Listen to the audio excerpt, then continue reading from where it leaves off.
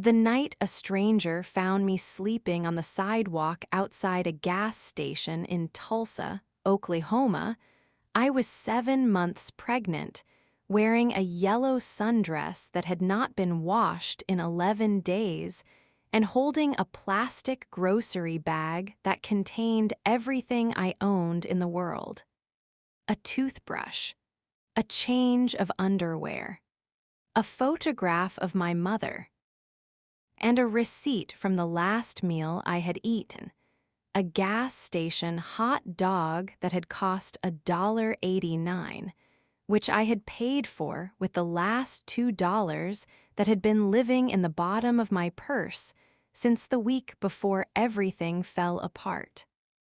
I want you to hold that image for a moment before I take you back to the beginning. I want you to see it clearly, because I think sometimes we talk about rock bottom in ways that are too clean, too abstract, too removed from the specific and humiliating details of what it actually feels like to have nothing. Rock bottom is not a metaphor. Rock bottom is a sidewalk. Rock bottom is the feeling of concrete through a thin dress at 2 in the morning, when your back hurts from the weight of the baby inside you, and you have not had a real meal in 3 days, and you are trying to calculate whether the gas station bathroom will let you in to wash your face without buying something, and you already know you cannot buy something because there is nothing left. That is where I was the night my life changed. That is where he found me. But before I tell you about him, I need to tell you about the man who put me there. His name was Darnell Antoine Moore. And if you had told me 3 years before that night on the sidewalk that Darnell Moore would one day leave me pregnant and homeless on a street in Tulsa, I would have laughed at you with my whole chest. Because 3 years before that night, Darnell Moore was the most beautiful thing I had ever seen in my life, and I was 24 years old and fresh out of a communications degree from a state school in Georgia, and I had exactly enough life experience to know what love felt like, but not nearly enough to know what it could do to you when the person you gave it to decided it was not worth keeping. Let me tell you about Darnell, because to understand what happened, you need to understand him fully. Not the villain version, not the monster, because the truth is more complicated than that, and I think the truth matters more than the story that makes me look good. Darnell was charming in a way that was almost painful to be around. He had a laugh that started in his belly and ended in his eyes, and when he directed it at you, you felt chosen.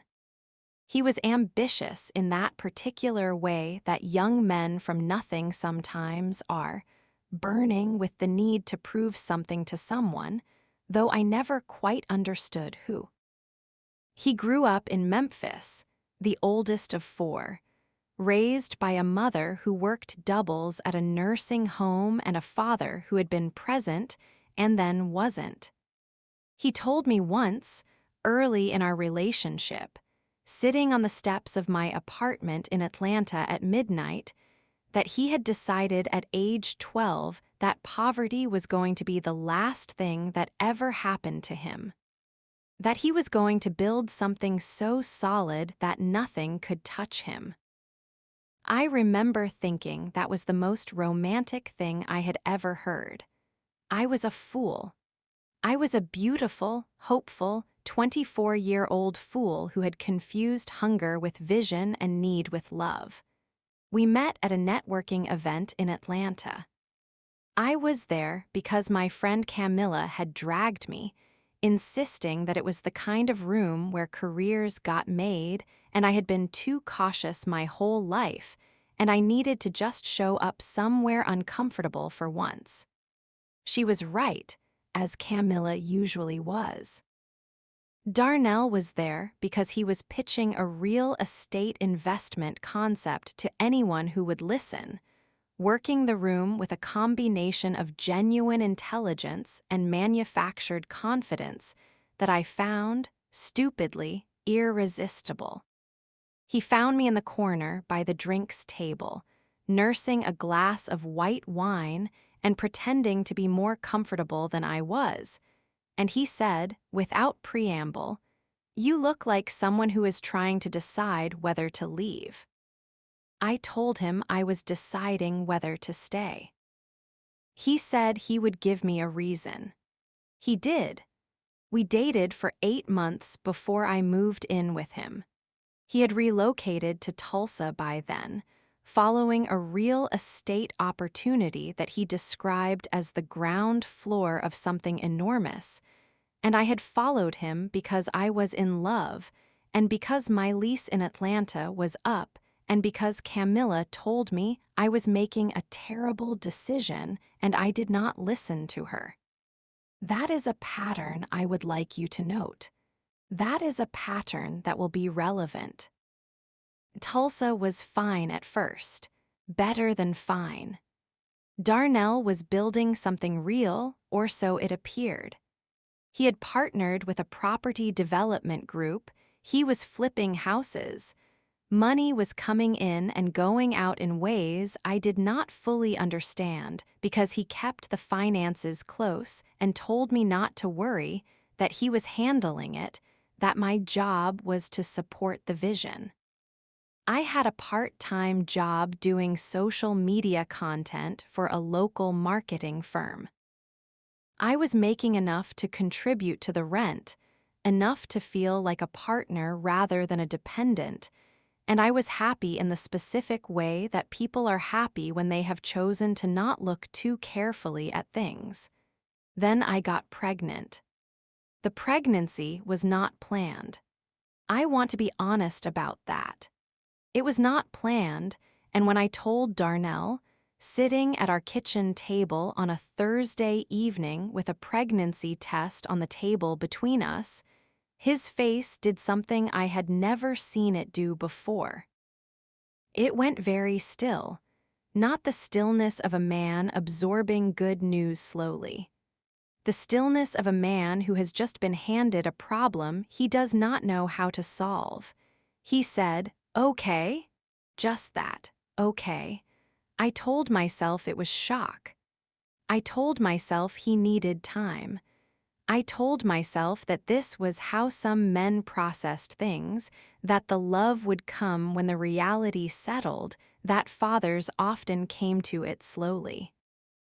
I told myself a great many things over the months that followed, because the alternative, which was acknowledging what I was beginning to see clearly, was too terrifying to face while my body was changing and my heart was already so invested, and I was so far from home. The truth is that Darnell had begun pulling away from me long before the pregnancy. I can see that now with the clarity that distance and pain give you. The late nights that multiplied. The phone that was never left within my reach. The way conversations about the future became shorter and more vague. The way he stopped including me in plans that extended more than a week out.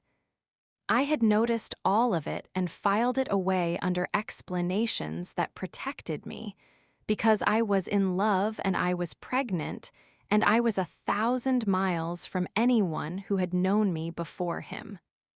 The morning he left, he did not make a scene. He did not yell. There was no dramatic confrontation, no final argument that might have at least given me something to push against. He waited until I was in the shower, and then he packed a bag, took his laptop, took the folder where we kept the important documents, and walked out of the apartment. I came out of the bathroom in my towel to find the front door standing slightly open and a note on the kitchen table. The note said he was sorry, that he cared about me, but he was not ready for this. that he hoped I would understand someday, that the rent was paid through the end of the month. End of the month was 11 days away. I am going to pause here because I need you to understand something about what the next 11 days felt like. I need you to understand what happens to a woman when she is 7 months pregnant, 1,000 miles from her family, in a city where her only social connections are through the man who just left, with 11 days of rent and approximately $400 in her bank account. I need you to understand not just the practical crisis of that situation, but the specific, crushing weight of the humiliation. Because nobody talks about the humiliation. Everyone talks about the hardship, the logistics, the survival mechanics. Nobody talks about standing in your bathroom looking at your round stomach in the mirror and feeling like the stupidest person who has ever lived. Nobody talks about the specific shame of calling your mother and hearing her voice, and knowing that the words you are about to say are going to devastate her in a way you cannot undo. Nobody talks about what it feels like to have been so wrong about a person, so fundamentally, catastrophically wrong, when being wrong has consequences that will last the rest of your life. My mother wanted me to come home immediately. She was in Savannah, in the house where I had grown up, and she was on the phone with me for 2 hours that first night, and she said, her voice breaking in a way it almost never did, that I needed to come home right now, that she would figure out the money for a bus ticket, that nothing mattered except getting me back to people who loved me. I did not go. I am still ashamed of that decision, even now. I did not go because I was too proud and too broken at the same time, and I know that is a contradiction, but that is what it was. I could not stand the thought of arriving in Savannah, round and abandoned, and having the people who had known me my whole life see what had become of me. I could not stand the thought of my grandmother's face. I could not stand my mother's neighbors knowing. It was vanity, pure and simple, at the worst possible moment, and I paid for it. I spent those 11 days trying to solve the unsolvable. I called about shelters. The women's shelters with availability did not serve pregnant women past 6 months, or they had wait lists measured in weeks, or they were across town and I had no car. I called Darnell's number until it went to voicemail without ringing, which told me he had blocked me. I called the property development company he had worked with and was told he was no longer associated with them.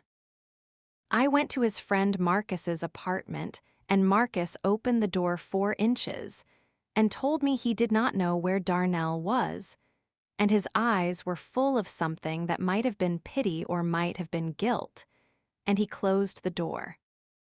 I called my cousin Tasha in Houston, and she said she was so sorry, but she had 3 kids in a 2-bedroom, and there was no space. I called my college roommate, and she was in Seattle in a studio apartment, and she offered to wire me money, but she could not take me in. I took the money she wired, $150, and I stretched it as far as I could, and when the month ended and the landlord changed the locks, I was standing in the parking lot of my former apartment building with a plastic grocery bag and that yellow sundress and nowhere to go. I want to stop here and acknowledge something, because this channel is built on honesty, and I believe in giving you the full truth. I made choices that led me to that sidewalk. I followed a man to a city where I had no roots. I ignored the signs that things were going wrong. I let my pride keep me from going home when home was available. These were my choices and I own them. But I also want to say this clearly. The choices a woman makes out of love, and even out of foolishness, do not make it acceptable for a man to leave her pregnant and homeless without warning. My bad judgment does not justify his abandonment. Both things are true. I was foolish and he was wrong, and neither truth cancels the other. The night the stranger found me, I had been on that sidewalk for about 3 hours. I had tried 2 shelters and been turned away from both. I had tried to sleep on a bench in a park near downtown, but a security guard had asked me to move, not unkindly, but firmly, and I had not had the energy to argue. I had ended up near the gas station because it was lit and it was open and there were other people around and I was, underneath everything, afraid of the dark in a way I had never been afraid before because I was not just afraid for myself anymore. I sat with my back against the brick wall of the gas station, building with my bag on my lap and my hands over my stomach, partly for warmth and partly because the baby was moving, and the movement was, in that terrible night, the only thing that felt like company. I was not crying. I had moved past crying. I was in that state that is beyond crying, where the feeling is so large and so complete that the body does not know what to do with it, and so it simply goes still. That is when I heard footsteps. I did not look up immediately. I had learned in 3 hours on various streets that it was safer to keep your eyes down, to make yourself small, to not invite interaction. But the footsteps stopped directly in front of me and stayed stopped, and after a moment I looked up. He was older. That was the first thing I registered. Not elderly, but older, perhaps 60, perhaps 65, with close-cropped silver hair and the kind of face that has been weathered not by hardship, but by decades of living fully. He was dressed simply, dark slacks and a plain button-down shirt, nothing that announced wealth or status. He was holding a cup of coffee from inside the gas station, and he was looking down at me with an expression that I had not seen on a stranger's face in longer than I could remember. It was not pity. It was not the nervous avoidance that most people offered when they encountered someone in my situation. It was something more direct than that, more present. He said, "When did you last eat a real meal? Not are you okay? Not do you need help? When did you last eat a real meal?" I stared at him. I said, "Why?" He said, "Because you are pregnant and it is 2 in the morning and you are sitting on a sidewalk, and the most immediate problem I can solve is food." I did not know what to say to that. I had been prepared for many responses from the world over those 11 days, responses ranging from judgment to indifference to the particular kind of aggressive sympathy that is more about the giver than the receiver. I had not been prepared for practical. I told him 3 days, that I had not had a real meal in 3 days. He sat down on the sidewalk beside me. This man in his dark slacks with his silver hair sat down on the concrete next to me like it was the most natural thing in the world, and he took out his phone and he called someone. I could only hear his side of the conversation. He said, "Margaret, I need you to get the guest room ready, and I need you to have something warm on the stove by the time we get there." "Yes, tonight." "Yes, now, thank you." He hung up and looked at me and said, "My name is Walter Hicks. I have a home about 15 minutes from here.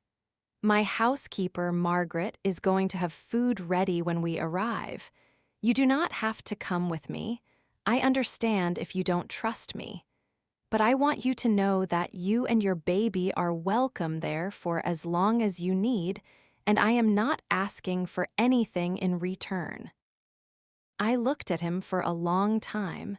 I know what you are thinking.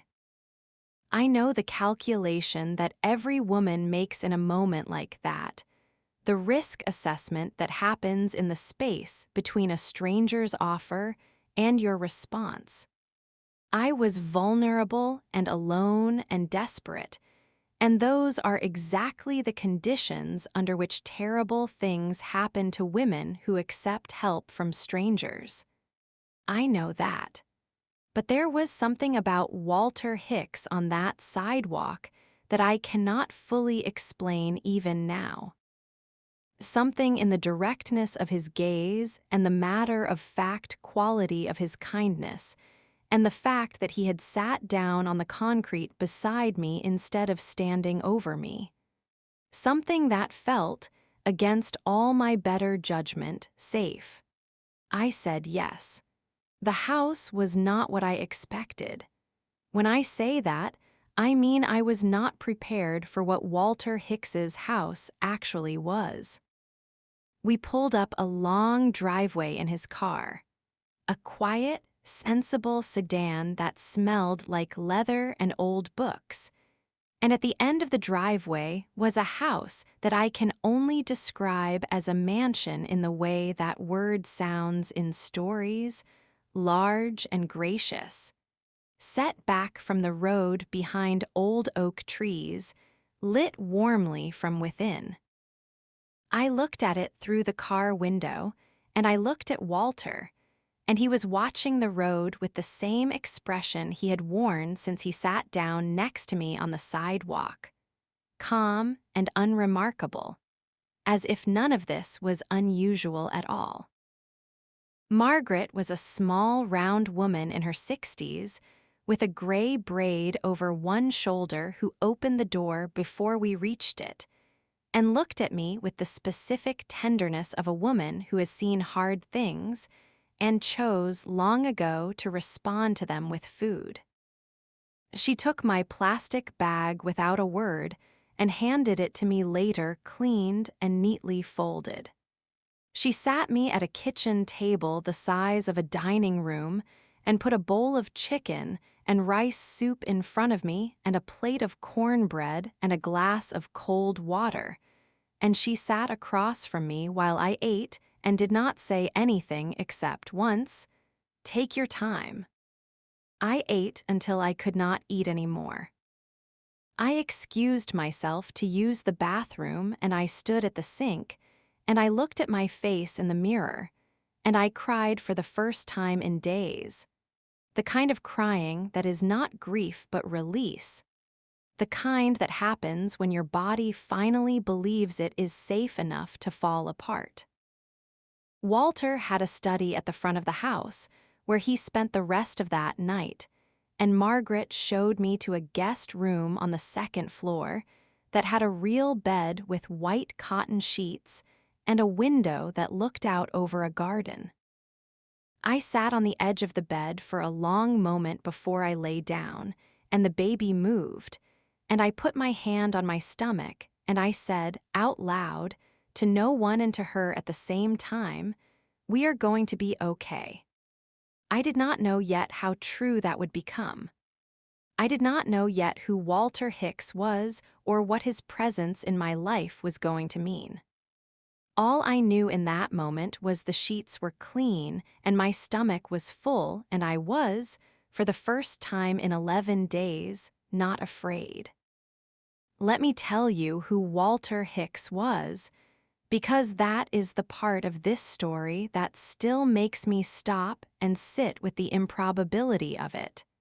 The part that makes people say things like God has a plan or the universe provides.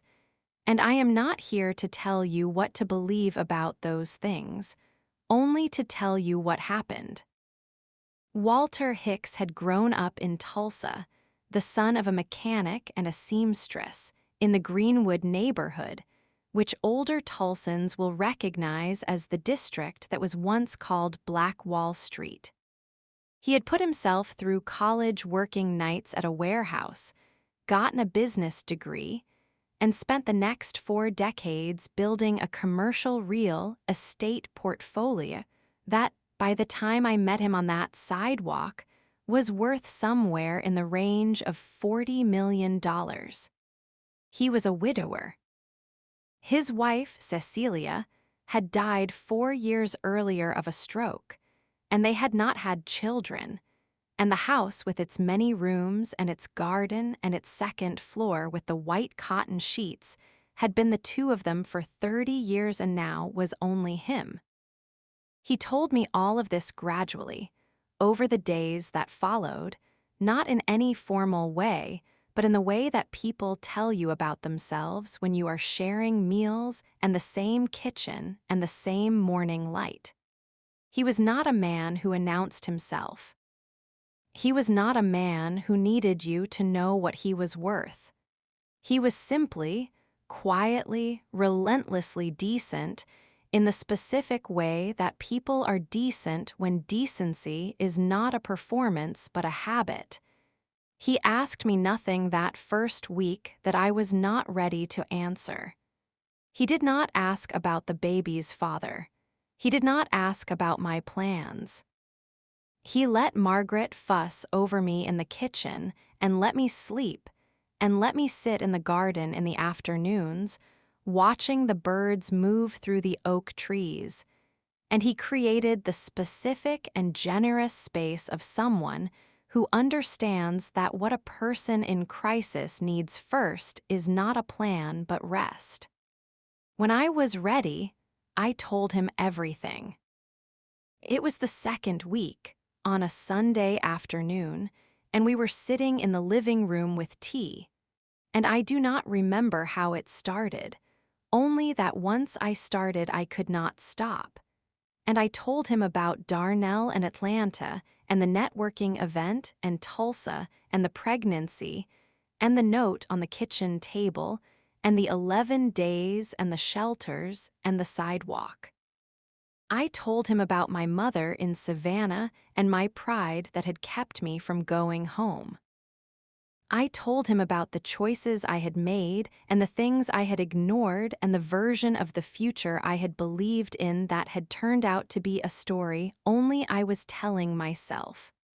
Walter listened through all of it without interrupting. When I finished, he was quiet for a moment and then he said, "What do you want your life to look like 5 years from now? Not what happened to you. Not how could he. What do you want?"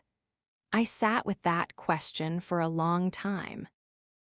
And then, for the first time in months, I started to think about myself, about what I actually wanted, about the person I had been before I had organized my entire existence around a man who did not deserve that much of me. I told him about the communications degree, about the interest in media and storytelling I had always had, about a podcast I had wanted to start in college and never did, about the way I had always been drawn to stories that needed to be heard, to voices that were not getting enough air. He listened, and then he said something that I think about often even now. He said, "The things we want and then talk ourselves out of usually turn out to be the things we were supposed to do." I am going to tell you what Walter Hicks did next, because it is the part of this story that people always react to the most strongly, the part that makes people ask whether it is real, whether it really happened, whether people like this exist in the world. And my answer to that is that Walter Hicks is as real as the chair you are sitting in, and what he did is as real as the life I am living now. He did not give me money. I want to be clear about that first, because I think the story is less interesting and less true if it is simply a story about a rich man who gave a poor woman money. That is not what happened. What happened was more complicated and more lasting than that. He gave me time. He gave me his home for the remainder of my pregnancy, without conditions, without expectations, simply because he had the space and I needed it. Margaret became something between a housekeeper and a grandmother, appearing with food and advice in equal measure, teaching me things about nutrition and rest that I had not taken seriously enough when I was only responsible for myself. My daughter was born on a Tuesday morning in April, in a hospital in Tulsa, with Margaret in the waiting room and Walter pacing the hall outside. I named her Cecilia, after his wife, because it seemed right in a way I could not fully articulate, because the name felt like a bridge between the grief that had led Walter to be on that sidewalk at 2 in the morning, unable to sleep in his enormous quiet house, and the beginning that was happening in that hospital room. He cried when I told him. He stood in the hospital room with his silver head bent over the bassinet, and he cried without embarrassment, and I thought, this is what real love looks like. Not the consuming, destabilizing, unequal love that I had confused for the real thing with Darnell. This steady, generous, entirely uncomplicated love that asked nothing back. 3 months after Cecilia was born, Walter sat me down and told me he wanted to make a proposal. He had thought about it carefully, he said. He had watched me over those months and he wanted me to understand something that I might not be able to see clearly from inside my own situation. He said, "You are gifted, Simone. You are gifted with people and with words and with the ability to make people feel heard. And those gifts are going to waste sitting in my guest room."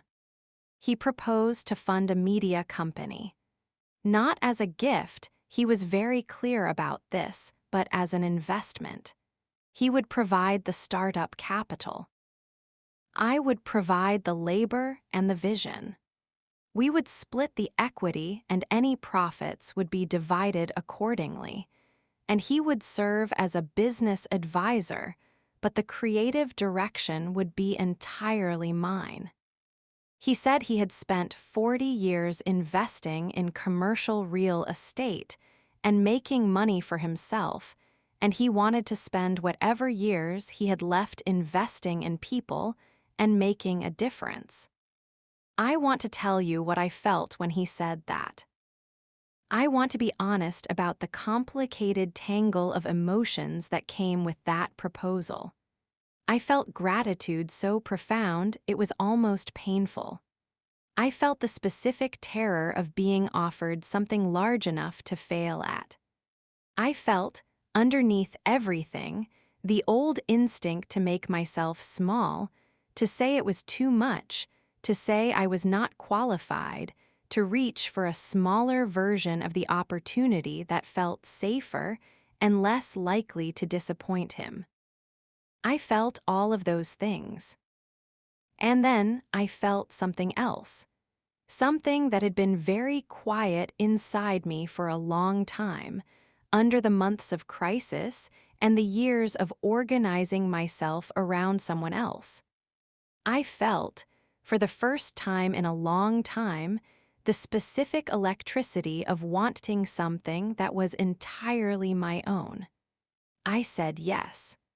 Black Diamonds Media launched 18 months after that conversation. A podcast first, then a YouTube channel, then a platform that grew faster than either of us had anticipated, because it turns out that there are a great many women in the world who have stories that need to be heard, and a great many more who need to hear them. We told stories of survival and reversal and justice and power. We told them in first person, from the source, with the kind of radical honesty that I had learned on a sidewalk in Tulsa when I had nothing left to protect. Now I need to tell you the twist, because this story has one, and it is not the twist you are expecting, and I need you to stay with me through it because it matters. 6 months after Black Diamonds launched, I received a message through our business email. It was from a woman named Vanessa. She said she had been following the channel since the beginning and that one of our early episodes had changed her life, and that she needed to tell me something that she had been sitting with for a long time and did not know how to say. She said she knew Darnell Moore. She said she had been in a relationship with him, overlapping with mine, for almost the entire time he and I had been together. She said she was not telling me to hurt me, that she had been as deceived as I had been, that he had done to her a version of what he had done to me, though she had not been pregnant and she had gotten out sooner and with more of herself intact. She said she was telling me because she had recently discovered something and she could not keep it to herself. She said that 6 months after leaving me on that sidewalk, Darnell Moore had been arrested for real estate fraud. The investment group he had been associated with in Tulsa had been running a scheme involving fake property valuations and forged investor documents, and Darnell, it turned out, had been a central figure in it. He had been convicted and sentenced. He was currently serving 4 years in a federal correctional facility in Oklahoma. She said she was telling me because she wanted me to know that the universe had a longer memory than it sometimes seemed. I sat with that information for a long time. I am going to be honest with you about what I felt, because I think honesty is the only thing that makes this channel worth anything. I did not feel triumphant. I felt something closer to sad, the specific sadness of confirmation, the feeling of having the worst thing you suspected about someone proven true. I thought about Darnell at 12 years old, deciding that poverty would be the last thing that ever happened to him, and how somewhere between that decision and a federal correctional facility, the hunger had curdled into something that hurt everyone it touched, including him. I sent Vanessa a reply. I thanked her. I told her I was glad she had gotten out. I told her that what had happened to both of us was not our fault, that we had loved someone who was not who he presented himself to be, and that the lives we had built after him were our own and nobody could touch them. And then I went into the next room where Cecilia was playing on the floor with the wooden blocks that Walter had brought her from a toy store downtown. And I sat down beside her on the carpet, and I watched her stack one block on top of another with the absolute concentration of a 2-year-old who has decided that this is the most important thing happening in the world right now. And I thought about everything it had taken to get from that sidewalk to this floor. I am going to tell you what I know now that I did not know then, and I want you to listen carefully because I think this is the part that matters most. I know now that the worst thing that ever happened to me was the thing that made me. Not because suffering is ennobling, I do not believe that. I do not think you have to be broken to grow. But because I was living a life organized around someone else's dream, someone else's vision, someone else's idea of what the future looked like, and it took the complete removal of that structure to force me back to myself. It took nothing to make me understand what I was made of. I know now that real love, the kind Walter showed me and Margaret showed me, and that I eventually learned to show myself, does not destabilize you. It does not make you small. It does not require you to stop looking at things clearly. Real love is not the feeling that makes you ignore the signs. Real love is what was waiting for me on the other side of the worst night of my life, sitting down on a sidewalk in dark slacks and handing me a practical question about food. I know now that asking for help is not weakness. I wish I had called my mother sooner. I wish I had gone home when she asked me to, not because everything would have been better, but because I would have allowed the people who loved me to show up for me instead of making myself a problem I was trying to solve alone. The pride that kept me on that sidewalk longer than I needed to be there was not strength. It was the last remnant of a story I had been telling about who I was that had stopped being true. And I know now that the story is not over. That is the thing about being here, on this channel, in this community, telling these stories.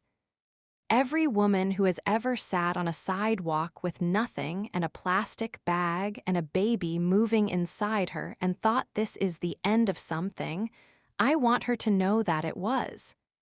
It was the end of something. But it was also, though she could not see it yet, the very first page of something else. Before I let you go, I need you to do something for me right now. If this story reached you, if any part of it felt like something you needed to hear today, hit that subscribe button and hit the notification bell. Because Black Diamonds is here every single week telling stories exactly like this one. Stories of women who fell and came back. Stories of betrayal and survival, and the specific grace that sometimes arrives at 2 in the morning in the form of a stranger with a cup of coffee who sits down beside you on the concrete and asks you when you last had a real meal. And in the comments right now, I want you to tell me your name and your city. Just those 2 things. Because this channel reaches people everywhere, from Tulsa to Tallahassee, from Memphis to Milwaukee, from London to Lagos, and every single person watching is a person whose story matters. Drop your name and your city right now and let me know you were here. My name is Simone. I am telling this story from Tulsa, Oklahoma, in an office on the 2nd floor of a building that Walter and I own together, with a view of the same city that once watched me sit on a sidewalk with nothing. Cecilia is 3 years old now, and she is the most determined person I have ever met, and she gets that from me, and I am not apologizing for it. Walter is well. He is 70 now, and he still comes to the office twice a week and drinks his coffee and reads the financial news and argues with me about strategy in the most productive and affectionate way imaginable. He is Cecilia's grandfather in every way that matters. I have not heard from Darnell since the note on the kitchen table. I do not need to. Next week on Black Diamonds, I am going to tell you about a woman who discovered, 3 years into her marriage, that her husband had an entire second family in another state. Not an affair, not a secret girlfriend. A complete parallel life with children, with a mortgage, with a dog and a minivan, and a life she had no idea existed. And what she did when she found out is going to make you put your phone down and stare at the ceiling for a while. I promise you that. So subscribe, turn on your notifications, and I will see you next week. The sidewalk is not the end. The sidewalk is the ground.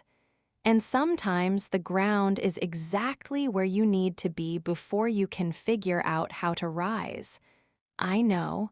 I have the concrete to prove it.